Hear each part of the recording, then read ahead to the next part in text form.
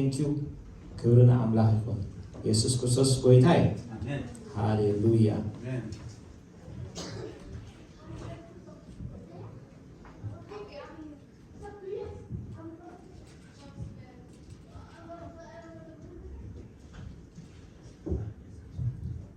ኢየሱስ ክርስቶስ ጎይታይ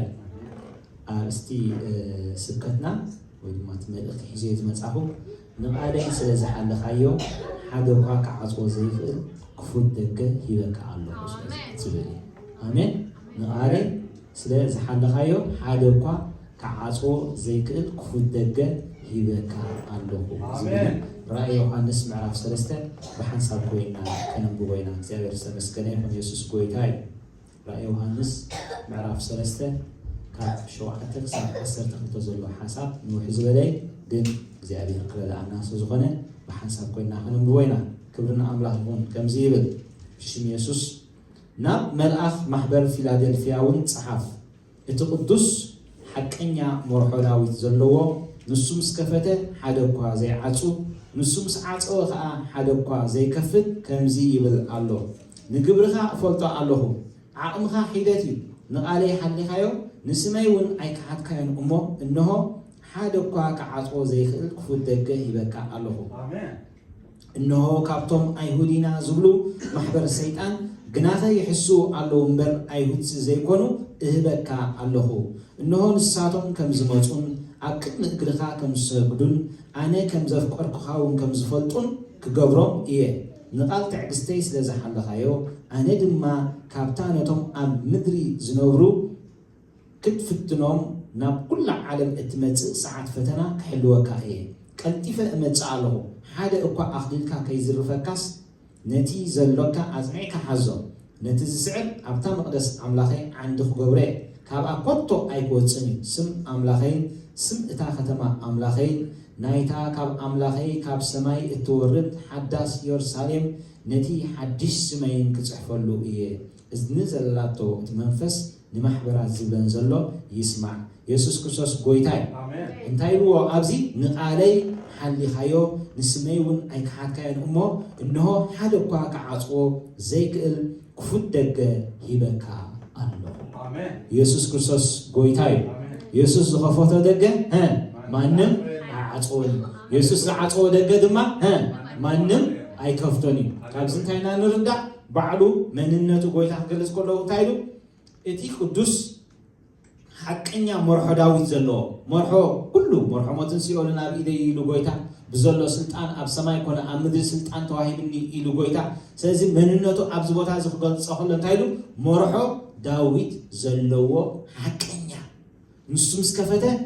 ማንም ዘይዓጹ ንሱ ምስ ዓጽዎ ድማ ማንም ዘይከፍት እንታይ ገብር ኣለኹ ከምዚ ይብል ኣሎ እንታይ እዩ ምስጢሩ ንቃለይ ስለ ዝሓለኻ እዩ ኣሜን ኢየሱስ ክርስቶስ ጎይታይ ኣብዚ ራእይ ዮሐንስ ዳርጋ መብዛሕትና ኩላትና ንፈልጦ ኢና እቲ ጽሑፍ ብዛዕባ 7 ማሕበራት ጎይታ ስለ 7 ማሕበራት ተዛሪቡ ኣሎ ነተን ማሕበራት ንነፍሱ ወከፈን ክዛረብ እንከሎ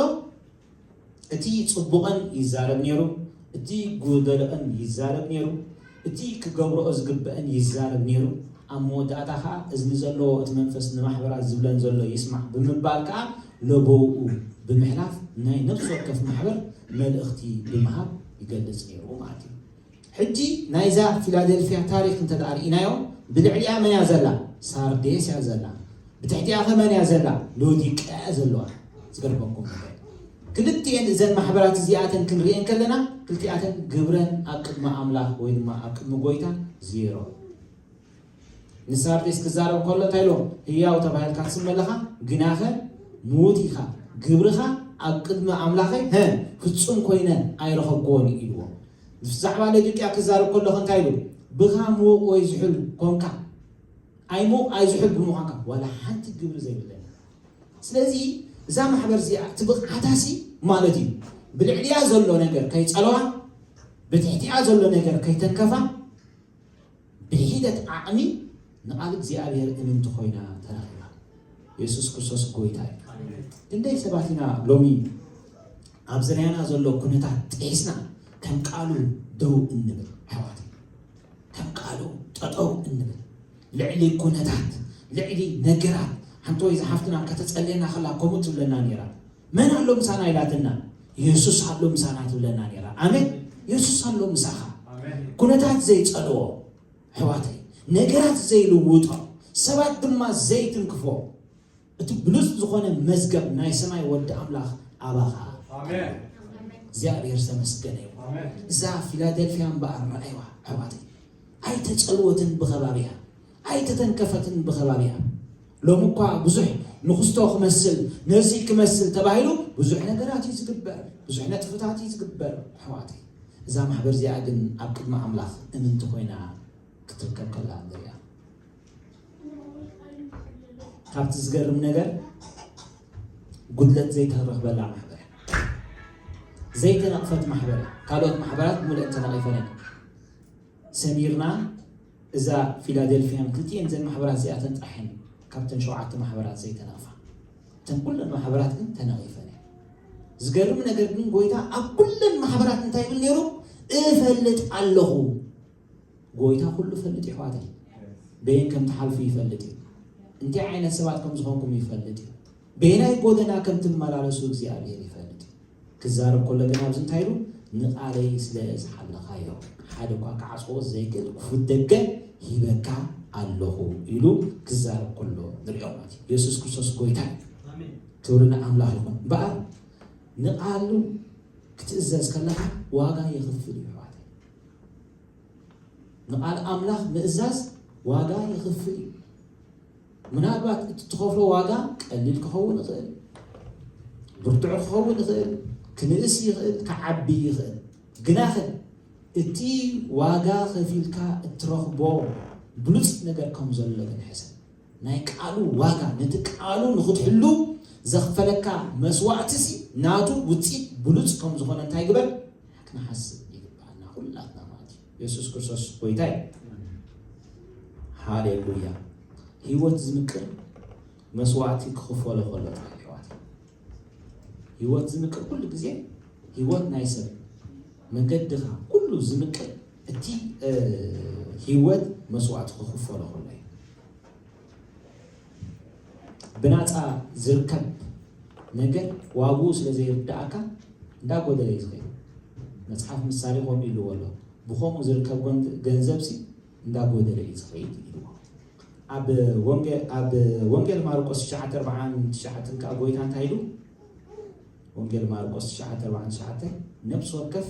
بحكي مكريمو كل مسوعات دما بيجو يزمكر يسوع كريستوس قويتاي كل مسوعات بمنتهي يزمكر بيجو يزمكر سلازي مسوعات اسمها مقارات الله مالتي وعدي مسوعات خصو خلاها مقارات الله إذا محبر زيها واقع خفيلة زيها فيلة بخبابيها كي تصلو بخبابيها كي تتنكفسي ماتي عقل نقويتا بضعتك وينا كتركب واقع كفيلة قليل واقع أيضا ماتي يسوع كريستوس قويتاي كل جزء مسوق السرح خلاها واقع يغفل تكاسكا جزيها جنزلكا قلبتكا نزقلو واقع يغفل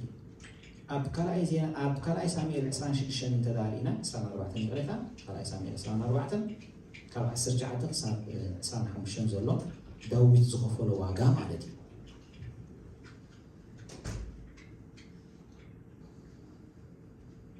نوحي ليون تحسب كن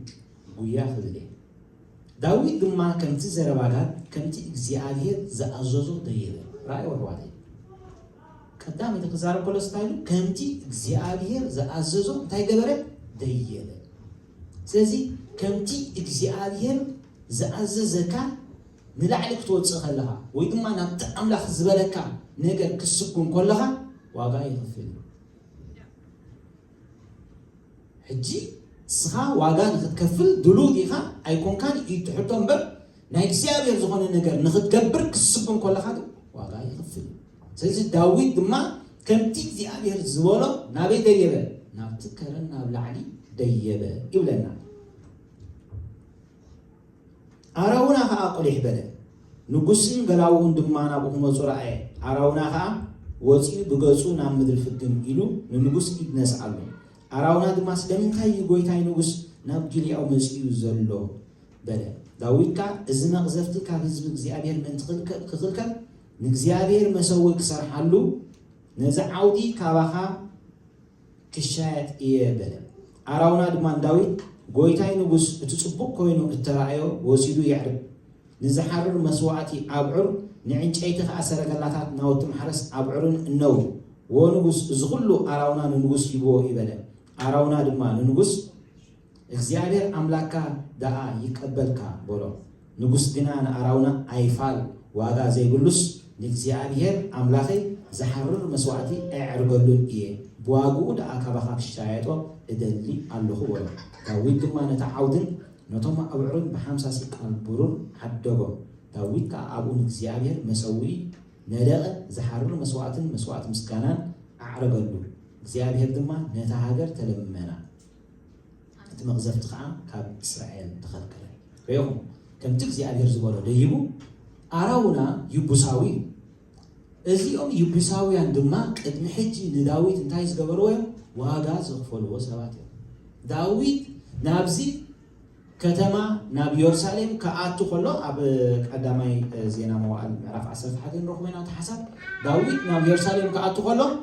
ዳዊት እንተዳ ናብዛ ከተማ እዚኣ ኣትዩ ጥዑያት ዘይኮነሲ ዋላ ሓንካሳትን ዕውራትን ከማ እንታገብሮ ክኽልክልዎ ዝገበሩ ካብኦም ናቶም ተረፊ ማለት እሱ ሕጂ በቃ እናሃርካ ኢሉ ዝቦ ዘሎ ዳዊት ምንታይ እዩ ኣነ ንእግዚአብሔር ኣምላኺ ዋጋ ዘይከፈል ኩሉ መስዋዕቲ ኣይዕርገሉ ኢየሱስ ክርስቶስ ጎይታ አሜን ከም ቃል እግዚአብሔር ክትመላለሱ ምስ ጀመርኩም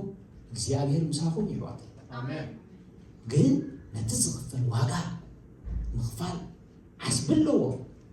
እግዚአብሔር ዓስብለዎ ዕብራውያን 11 ፍቕዲ 6 ክዛረብ ከሎ እቲ ናብ እግዚአብሔር ክመጽእ ዝደሊ መጀመርያ እግዚአብሔር ከም ዘሎ ከኣምን ይግብኦ ድሓር ድማ ነቶም ዝደልይዎ ዓስቢ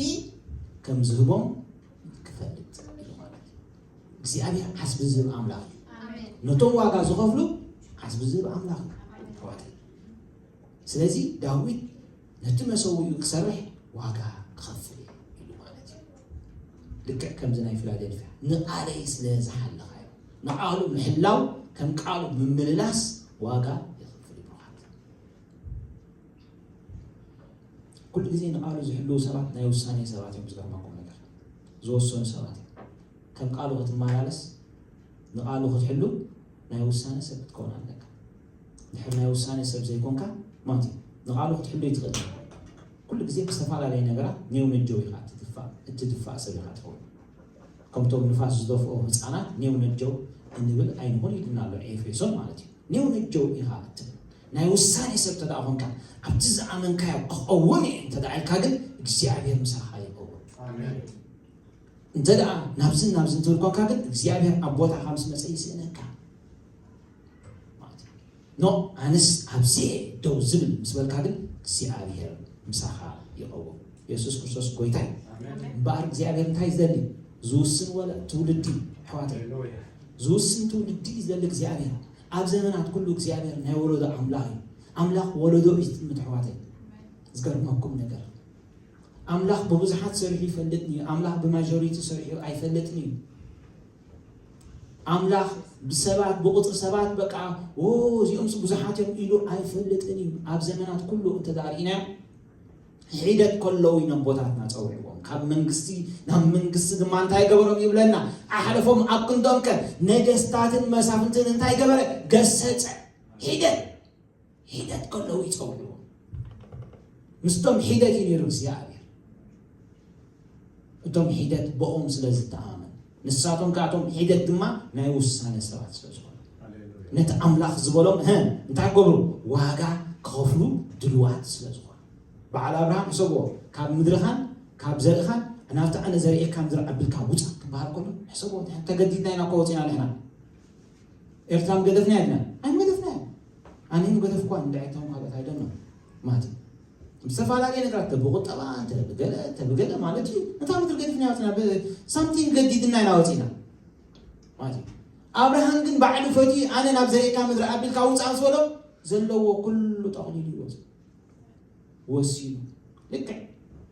ኤፍራጥስ ምስተሳገረ እቶም ኣብኡ ፀንሑ ሰባት እንታይ ኢሎሞ አብርሃም እቲ ዕብራዊ አብርሃም እቲ ጥሒሱ ዝመፀ ማለት አብርሃም ጥሒሱ ክብለና ከሎ ማይ ጥራሕ ሰቢሉ ዝመፀ ሰብኣይ ኩሉ ነገራቱ ዓሌቱ ቤተሰቡ ነገራቱ ሁሉ ጠንጢኑ ዝመፀ ሰብኣይ ማለት ስለዚ አምላኽ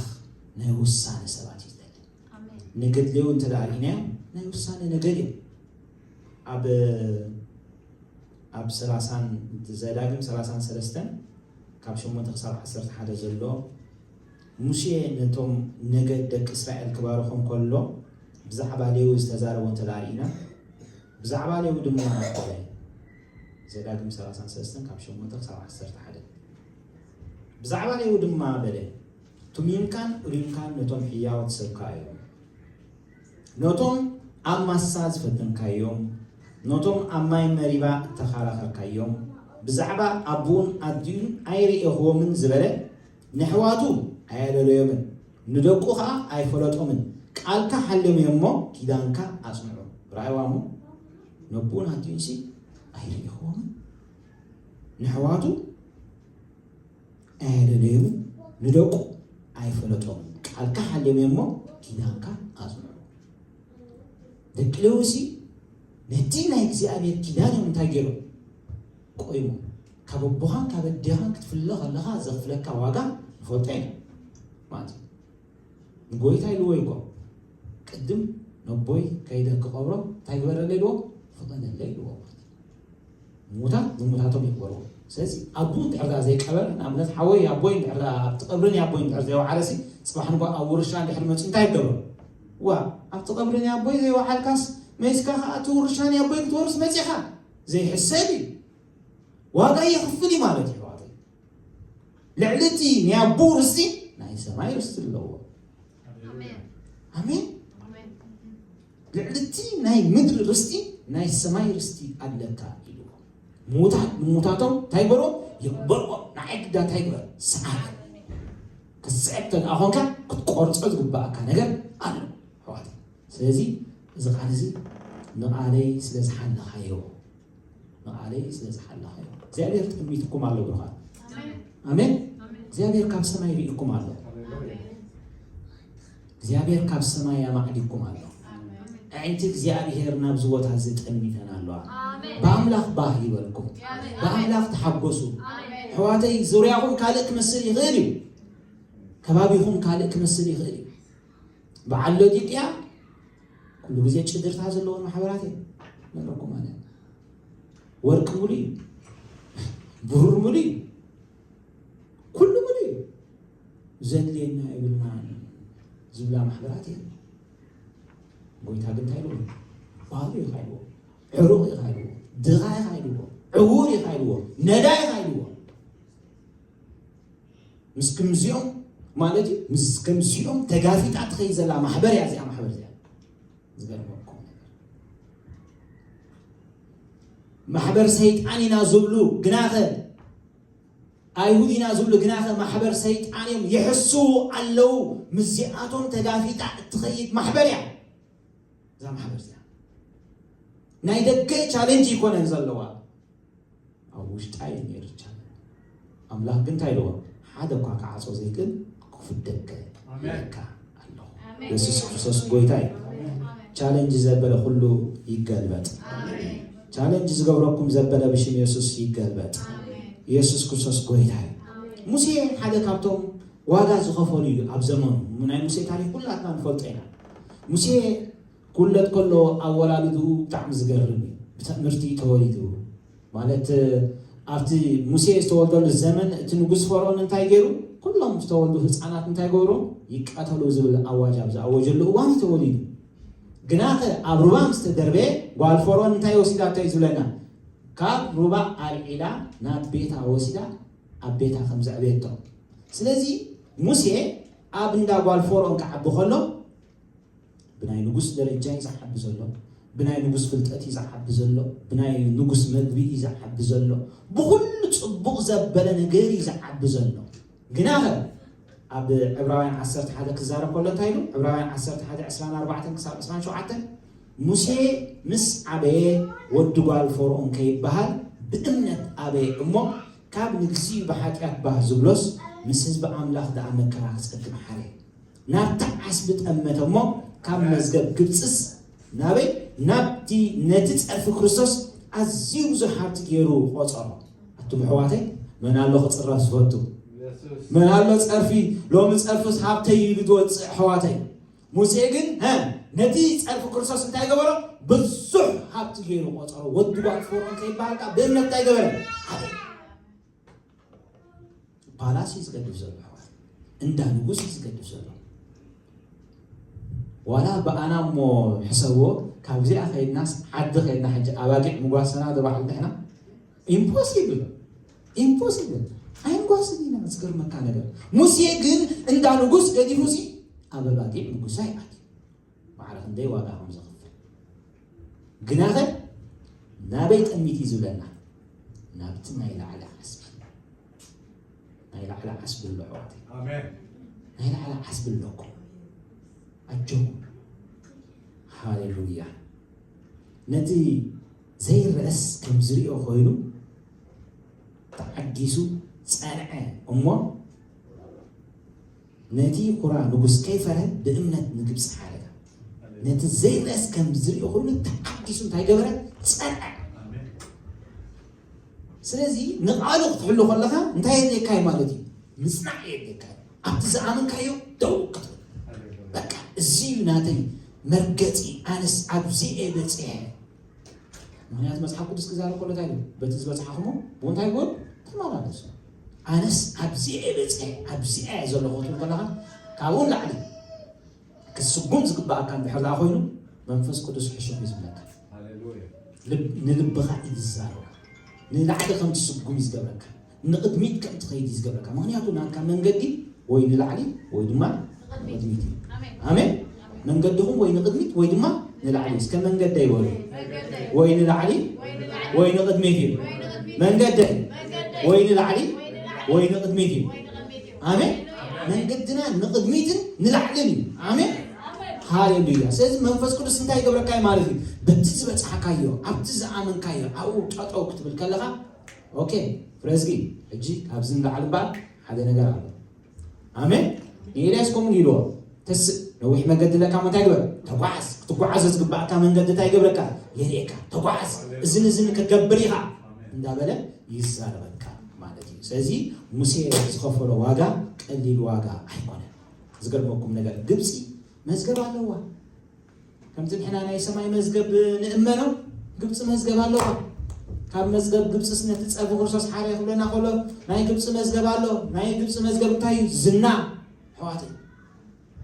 ناي قبص مزجب سلطان ناي قبص مزجب نعدا مانياتو موسى كابتي دانغوس كوتسو كلهم يمتاز قبرو زفرحو حسبو سب قبص أو سب أي كاتيلوسي نابتي بيت ملص كلهم ولا حاجة زنقروا لي أنا بقى بتبعت جنا خوينو بقى تسمعوه تايكيرو آتيو تمارسوا قبص مزقب على وقت حواتي نعانا بنسوي تأمناني جزياوي كابدو جزيو بحاجات قبص بهزبلو اتناي قبص مزقب كله تايو بدحري انت يا كل جزي زنا سلطان وزت أقدمي أبزقدم مجارجة من البازر أنا جار زي كله يقدم بدحر مجارجة دين حاجات زبال الله السبعة نعنا أي ملكتنا أي متننا لحواتي ناتنا مزجب نايل علي that's why قويتا مزجبكم أبي قوري لنا عمل علي إلنا السوتنا نايل على مزجب سرقتي قعيتهم تاي قبروني هرخبوني نقص هنقصوني بالك هاي بالعوالي محواتي السوق تنايل عليه مزجب زي حلف زي صملو زي ركس بناي كريستوس إيسوس تنسأ السدالة ودنا حواتي السوق يبتسأ السوق يخعص بنا بروخات حواتي نزل كيري يوم التفكر وزن لهم صباح لكم سريهم بالزين الكر حبس نتاخد قبريهم كتحبوا سيهم كيري يوم يسوس رأي للنادي حواتي بمنك يكون أنا فكرنا يا زلنا حسب الله كامل حسب الله كحوالي حسب الله تورنا عمله بارنزي موسى قال له وساني أيكونن وسيله مالتي كاب نجزي بحاجات بازولس مسز بأملاح دعاء مكراك تأكد حاري يسوع كريستوس قويتاي واتيني أملاح نقدر يحشنا ناي قويتا نقدر يحشنا እግዚአብሔር ንዘኽብሮ ይዘኽብር አሜን እግዚአብሔር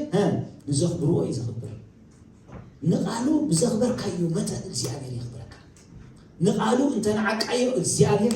የዋርደካ የኛቀካ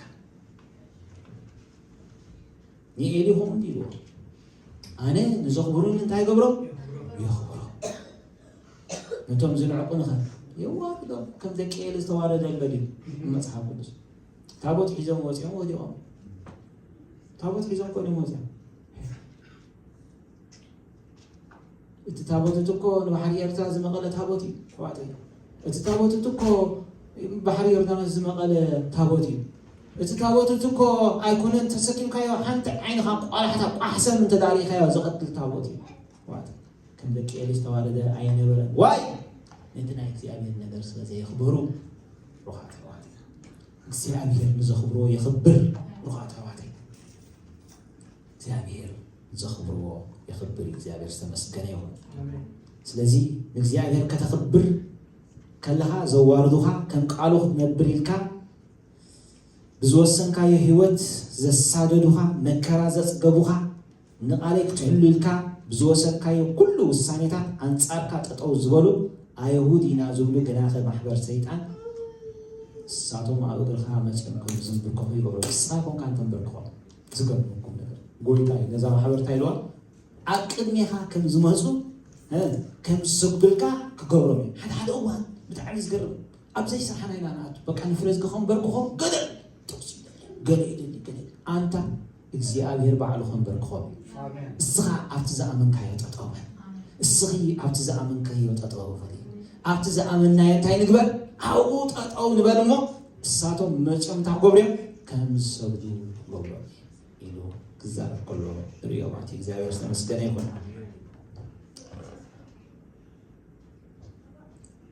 ዕብራውያን 10 ካብ 32 ክሳብ 35 ዘሎ ነተን ብዙሕ ገልግን ስቃይን ተዓጊዝኩም ብርሃን ተቐበልኩም ለም ቀዳሞት መዓልታት ዘክሩ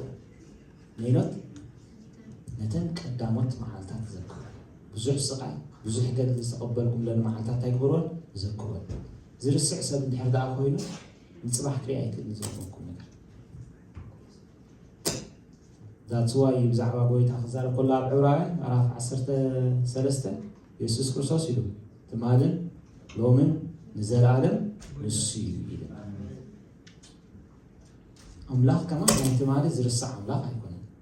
እዚ ነተን ብዙሕ ስቃይን ብዙሕ ገልግን ተሓጊዝኩም ብርሃን ተቐበልኩም ለን ቀዳሞት መዓልታት ዘክርወን ብሓደ ወገን ኢሉ ብፀርፍን ብፀበባን መላገፅቲ ኾንኩም ብሓደ ወገን ድማ ምስቶም ከምዚ ዘመሰለ ዝበፅሖም ሰባት ተማቐልቲ ኾንኩም ግና ኸይዱ 34 ዝሓይሽን ዝነብርን ገንዘብ ኣብ ሰማይ ከም ዘለኩም ፈሊጥኩም ምስቶም ኡስራት እንተኾነ መከራ ፀገብኩም ምስቶም ምግባት ገንዘብኩም ድማ እንተኾነ ብሓጎስ ተዓገስኩም እምበኣርሲ ነቲ ብዙሕ ዓስቢ ዘለዎ ተባዕትኩም ኣይትደርቢዩ ኣብ ሰማይ እንታይ ኣለኩም ኢሉ ዝሓይሽ መዝገብ ኣለኩም ዝነብር መዝገብ ኣለኩም ብዙሕ ዓስቢ ዘለዎ ተባዕትኩም እንታይ ትበሮ ኣይትደርቢዩ ተባዕትኩም ኣይትደርቢዩ ኣማኒ ተባዕቱ ክድርባ ኣይግብኦም ኣሕዋተይ ምክንያቱ ተቐበልናዮ መንፈስ ትብዓት እዩ ኣሜን መንፈስ ሓይሊ ኢና ተቐቢልና መንፈስ ፍቕሪ ኢና ተቐቢልና መንፈስ ርእስኻ ምግዛእ ኢና ተቐቢልና መንፈስ ፍርሓት ከም ብሓድሽ ንባርነት እንታይ ይገበርናን ኣይተቐበልናን ስለዚ እቲ ዝኣመንካሉ እምነት እቲ ትስዕቦ ዘለኻ ክርስቶስ ብዙሕ ዓስቢ ከም ዝህብ ኣሚንካሲ ትብዓትካ ኣይትደርቢ እዩ ዝብለና ዘሎ ፅሑፍ እዚ ኣብ ሃገረ ኣካያ እዚ ትብዓት እዚ ዘሕድገኒ የለን ታዩ ጳውሎስ ምክንያቱ ብዙሕ እዋን ፀላኢ እንታ ክገብር እዩ ዝመፅእ ትብዓትካ ክግድፍ እዩ ዝመፅእ ኣሕዋት ትብዓትካ ክምንዝዕ እዩ ዝመፅእ ትብዓትካ ከፍርስ እዩ ዝመፅእ ኖ ነቲ ዝኣመንካሉ እምነት ብትብዓት ግጠሞ ኣሜን እግዚአብሔር ድማ ምሳና እዩ ማለት እግዚአብሔር ተመስገነ ስለዚህ እግዚአብሔር ነዛ ማሕበር ፊላደልፊያ ክፉት ደገ ሂበካ ኣለኹ ማንም ክዓፅዎ ዘይክእል ክፉት ደገ ሰይጣን ዋላ እንተኾነ ኣጋንንቲ ክፉኣት ሰባት ልዕል ዝበለ ትዕት ዝበለ ማንም ክዓፅዎ ዘይክእል ደገ ሂበካ ኣለኹ እቲ ምስጢር እንታይ እዩ ንቃለይ ስለዝሓለኻዮ ንስመይ ኣይከሓድካዮ ሪኢኹም ንቃሉ ክትእመን ከለኻ ማንም ይኹን ማንም ነቲ ደገ እንታይ ክገብሮ ይክእልኒ ክዓፅዎ ኣይክእልን እቲ ደገ ጎይታ እንታይ እንዳገበሮ እዩ ዝኸይድ እንዳፈፈቶ እዩ ዝኸይድ ማለት እዩ ኢየሱስ ጎይታ እዩ እዛ ሓንቲ ወይ ንፅሊ ነርና ናይ ተስፋ ሰባት ኢና ንብል ነርና ናይ ተስፋ ሰባት ኢና ተስፋ ኣለና ብርኻት ኣሕዋተይ ተስፋ ዘለና ሰባት ኢና ሓደ ግዳ ነቲ ዘለካ ኣኽሊልካ እንታይ ከይገብረካ ከይዝረፈካ ኣፅኒዕካ ሓዙ ኣፅኒዕኩም ሓዙ ብርኻት ኣሕዋተይ ሓስብለኩም እግዚኣብሔር ኣፍ ደገ ከፊትልኩም ኣሎ 2025 ዓመትኩም እያ ዓመት ዕልልታኹም እያ ዓመት ምውራስኩም እያ ዓመት ምስጋርኩም እያ ብትብዓት ትወፅሉ ዓመት ክብርን እግዚኣብሔር ይኹን እዚኣ ናይ መወዳእታ ቃል ከም ዝበልኩም እየ ሽዑ ክንፅሊ ኢና ኣብ ገላትያ 4:28 ክሳብ 31 ዘሎ እዩ ንሕና ሓዋተየ ከም ይስሐቅ ደቂ ተስፋ ኢና ግናኸ ከምቲ ሽዑ እቲ ብናይ ስጋ እተወልደ ነቲ ብናይ መንፈስ እተወልደ ዝሰበቦ ሕጁን ከምኡ እዩ እቲ ፅሑፍከ እንታይ ይብል ወድታ ባርያ ምስ ወድታ ጭዋ ኣይወርስን እሞ ነታ ባርያ ምስ ወዳ ስለዳ ስለዚ ኣሕዋተይ ደቅታ ጭዋ እምበር ደቅታ ባርያ ኣይኮናን ሪኢኹም ባርያን ጭዋን ብሓደ ዘይነብሩሉ ዓመት እዩ ኣሜን ባርያን ጭዋን ብሓደ ዘይጓዓዝሉ ዓመት እዩ እዚኦም ቆልዑ እዚኦም ክሳዕ ዛለቀ እዚኣ ብሓንሳብ እዮም ነይሮም ኣብ ሓደ ገዛ እዮም ነይሮም ኣሕዋተይ እዚ ሽዑ ግን እንታይ መፅኡ ቃል መፅኡ ንወድታ ባርያ እንታይ ግበራ ኢልዎ ስደዳ ኢልዎ ስለምንታይ ክወርስ ስለዘይግብኦ ሓስቢ የብሉ ምክንያቱ ወድታ ባርያ ከም ቃል ተስፋ ኣይኮነን መፅኡ ንሓና ግን እንታይ ኣለና ቃል ተስፋ ኣለና ደቂ ተስፋ ኢና እስከ ንኣምላኽ ነመስግኖ ካብ ዘለና ኣምላኽና ተሲና ንኣምላኽ ስለ ቃሉ እንዳመስገና እስከ ንእግዚኣብሔር ነመስግኖ ሃሌሉያ ሃሌሉያ እስከ ተመስገን በልዎ እግዚአብሔር ተመስገን ናይዛ